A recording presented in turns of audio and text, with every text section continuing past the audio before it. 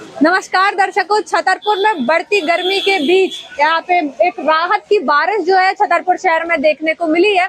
आप बता दें आपको कि छतरपुर में 4 दिन पहले छतरपुर के लिए मौसम विभाग ने जो है लू का अलर्ट जारी किया था, लेकिन उसी बीच आज जो है बेमौसम बारिश का आलम जो है हमें छतरपुर शहर में देखने को मिल रहा है। बता दें कि करीब 1 घंटे से छतरपुर में लगातार पानी गिर रहा है और अभी भी जो है बूंदाबांदी जारी है।